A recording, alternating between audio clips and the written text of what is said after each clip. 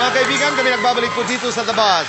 Hailed most beautiful. Maraming salamat. At napabilang tayo dito sa mga magaganda. Juday doon sa mga bulong-bulungan, doon sa mga naisusulat.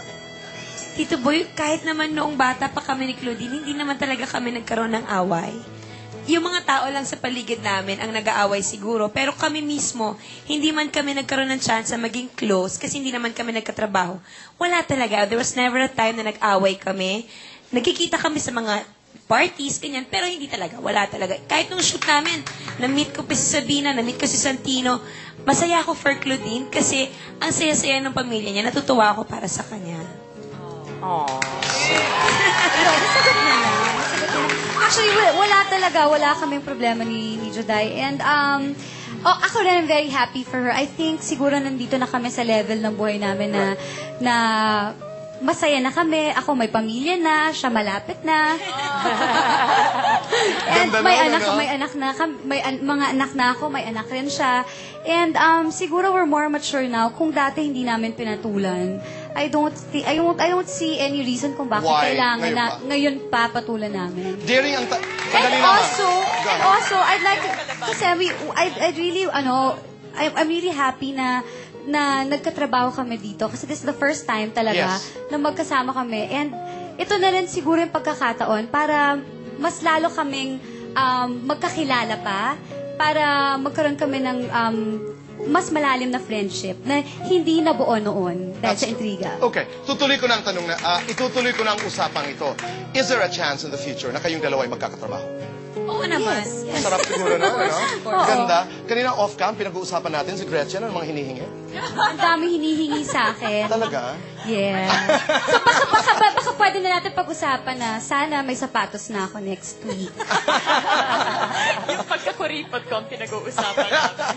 Okay. Ay, hingi siya ng hingi na kung ano-ano kasi lately. Bakit ka naman hingi ng hingi? Wala, lambing ko kay Claudine yun eh. Kasi Okay. di ba ngayon na kumikita siya ng napakalaki. So sabi ko, Claudine, parang gusto ko naman makaramdam ng konting biyaya from her.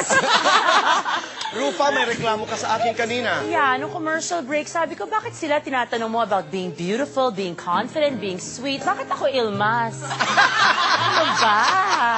O ganito na lamang. Ano ba talagang maganda para sa'yo? No, I'm really wondering. Rufa, what is Really beautiful? wondering? Yes, I'm For really me, wondering. Tito Boy, ayan, thank you sa tanong. Ang beautiful, para sa akin, dapat effortless. Kasi kung talagang maganda ka, it comes from within. Kailangan ipakita mo talaga na, you're radiant and you're fresh and you're feeling good all day. Kasi pag alam mong maganda ka, parang ay, pumapangit ka lalo. Tsaka siguro importante rin, Tito Boy, na magandang ugali mo. That's true. It's coming from within, right. Pero ako iniisip ko yan, hindi naman nagmamanifest, di ba? Anyway, mga kaibigan, ganito lamang. May mga young girls na nanonood sa ating pag-uusap ngayon. At marami sa kanila ay nababasa sa iba't ibang klase ng ulan at bagyo. What is your piece of advice for women who are in the middle of, halimbawa, hindi kinakausap ng mother-in-law o kaaway ang kapitbahay? No, totoo yun. Parang ikaw yon. Or father-in-law or brother. No, may mga ganung problema. No, I didn't think about that. No, I didn't. No. Yun lang, yung mga... You did. What is your piece of advice? Ikaw. Dapat tungkol sa mother, ikaw muna. No. I'm sorry. Let's make it general. Yung mga girls who are in the middle of problems. Kami talaga ni Claudine. Comment. Talagang no comment. No, but what should they do? Ako, Tito Boy, ang advice ko to young girls who are going through problems, I think they should just remain strong. They should pray and they should just follow their dreams in life. Huwag nilang pansinin ang mga trials na dumadating sa buhay nila kasi with every storm, it's gonna pass and mas maganda pang ang kinaharap sa future. Ganito na lamang. Gretch, ano ang maganda? And what is beauty to you? What is beautiful, being beautiful to you? Growing as an individual, confidence, and the strength of your character. I think that makes a woman whole. Wow. Ang Okay. beauty queen, ah. I know. Ikaw, Judy. Thank you. Ang concept mo ng ganda. Ang concept ko ng ganda ay kapag ka peaceful ka, kapag ka hindi ka insecure, confident ka sa sarili mo at wala kang tinatapakang tao, hindi baling tapakan ka ng tapakan. Basta, Wag lang ikaw. Wag lang ikaw. And like my mom always says na you never start a fight but you don't run away from one. And I think Gretchen did that really well. That's true. And we have Maligno, mga kaibigan, bukas na. Bukas na po ang Maligno, April 28. Sana ho panoorin ninyo at supportan nyo kami. This is directed by Wenda Ramas. This is right after Pinoy PBB. Big Brother, mga kaibigan. Maligno, mag-uumpisa na po bukas. And you have iisa pa lamang, right? Yes.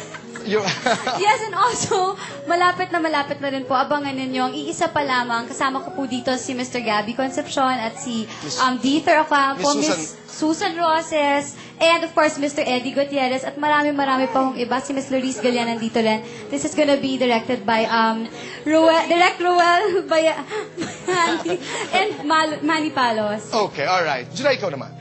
Mabilisan lamang, konsepto ng ganda.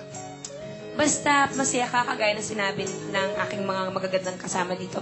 Basta masaya ka, may paninindigan ka sa buhay, wala kang ibang-ibang tinatapakan. Basta alam mong yung pinaninindigan mo para sa lahat ng taong nagtatrabaho kasama mo. Maganda ba si Pruning, isang babaeng binago ang buong bayan? Opo. Di ba? Ganda ng pelikula. When is it showing, Juday? Sa April 30 po. Ako'y tagahanga mo, katulad ni Tito Bong Quintana. Bakit ko panunuorin ang Pruning?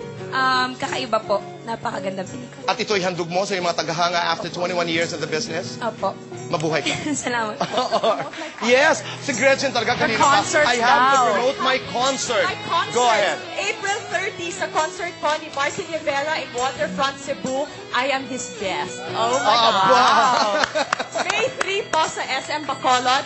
May 4 sa SM Iloilo for my mini concerts. Unexpected Gretchen concert. And para sa mga gustong malaman kung ano pa ang latest sa buhay ko, you can text Gretchen space on and send to 2366. Ang dami nyo na pang dapat malaman tungkol Okay, sa akin. alright. Tips and toes. Yes. I'd like to thank Tips and Toes Nail Salon. It's now open sa 5th floor of SM North EDSA sa may The Block po. So yun. Thank you, Tips and Toes. Okay, hailed most beautiful. Yes, yes, Juday, go ahead. Randy Ortiz, salamat sa aming damit. Maraming. Rice and Chachel, thank you. Yes. Okay, Chachel, maraming thanks. salamat, girls. Thank you. Thank you. Maraming salamat. Sandali lamang, ako'y tatayo at iiwanan kayo panandalian lamang dahil may sasabihin po ako sa kanila. Gusto ko lang ho talaga makalakad ng ganito. Mga kaibigan, wala talagang gaganda pa sa 4 na babaeng nakausap ko ho kanina. At gusto niyo bang malaman kung ano ang nagbibigay ho sa kanila ng confidence para harapin ang mga kontrobersiyang kinasasangkutan po nila? Narito po ang isang bagay na nagpapanatiling maganda at matibay sa kanila sa kabila ng mga intrigang hinaharap po nila. Pilipinas, panoorin po natin ito.